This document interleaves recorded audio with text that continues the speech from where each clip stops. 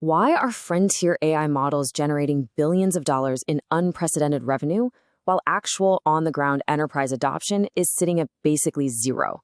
And honestly, in a market moving this incredibly fast, who is actually going to capture all that multi-trillion-dollar value? Welcome to The Explainer. Today, we're stripping away the hype, we're looking at the hard, physical constraints and the raw data behind the AI boom. Here's our roadmap for today. 1. AI's unprecedented revenue scale. 2. The 5% reality. 3. Native AI versus legacy tech.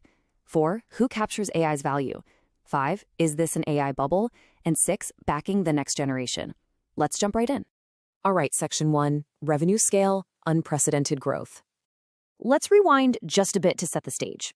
Between 2020 and 2024, a $10 billion exit was the ultimate gold standard. Reaching that massive number put a venture-backed company firmly in the top 1% of all market outcomes. That was the peak. But by February of this year, that baseline was completely shattered.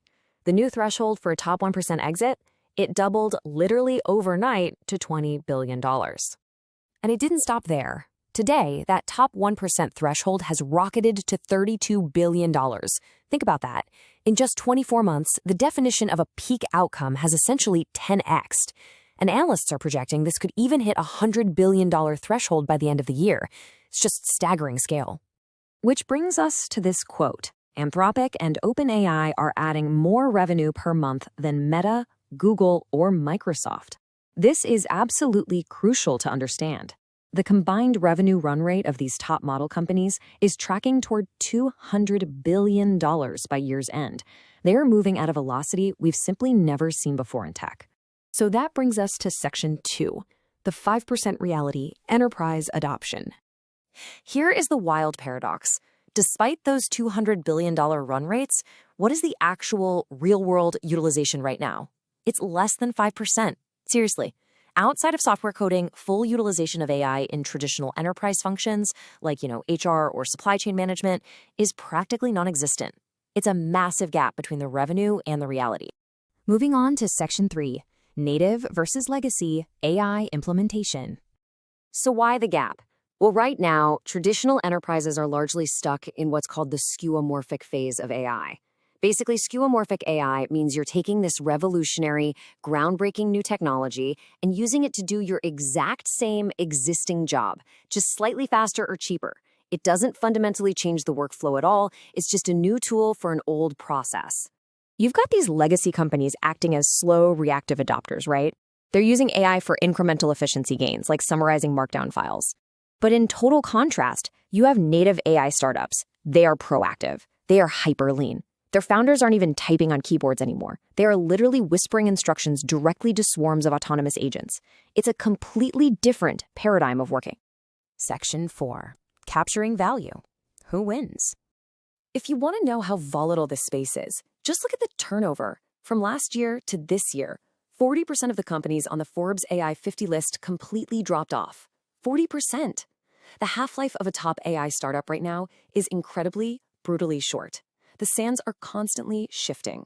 And honestly, predicting the long-term winners is basically impossible right now due to some very specific market unknowns.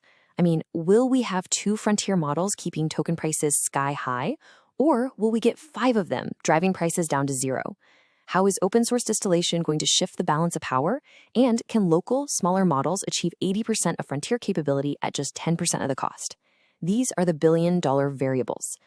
Which leads perfectly into Section 5, AI bubble, supply versus demand. It's the huge elephant in the room. Are we in an AI bubble? Well, according to A16Z's analysis, the answer is actually no, and the reasoning comes down to pure classical economics. Historically, financial bubbles are driven by demand overhype and massive oversupply. But AI is the exact opposite. It is governed by severe physical bottlenecks. U.S. data center capacity is entirely maxed out until 2028 or 2029. Our power grids are heavily strained. TSMC manufacturing is capped and hardware components are desperately short. We literally cannot build supply fast enough to meet the current demand. Section 6. Next generation. Backing the winners. Historically, Early-stage venture capital expects about a 60% loss ratio. You expect the majority of companies to fail. But in the current AI space, loss ratios are sitting at single digits. Nearly everyone is getting marked up. But here's the catch. A near-zero loss ratio means investors simply aren't taking enough risk. As this market matures, the laws of gravity are going to force those loss ratios back up. Yet, massive optimism remains. And it's all due to the platform principle. This principle states that for a true ecosystem to thrive, the value of the companies built on top of a platform absolutely must exceed the value of the platform itself. If intelligence tokens are the new internet, a massive wave of incredibly valuable companies is about to be built right on top of them. Let's do a quick core recap of the hard facts we've covered today. Fact 1, the top 1% exit threshold has rocketed to $32 billion. Fact 2, top model labs are tracking toward a $200 billion run rate. Fact 3, yet actual enterprise adoption remains under 5%. Fact 4, the entire market is heavily bottlenecked by physical data center limits through 2029. So, what is the one underlying logic you need to take away today? The AI market is currently constrained by physical supply, not demand, meaning the growth ceiling for token-native companies is still years away from being reached. Now, I want to hear your data alignment. We noted that enterprise adoption is at less than 5%. Compared to that, where does your specific business currently sit? Are you dropping behind or are you ahead of the curve? Drop your adoption percentage in the comments. Leave a comment below and I will send you our complete mind map breaking down the exact supply chain bottlenecks we discussed today.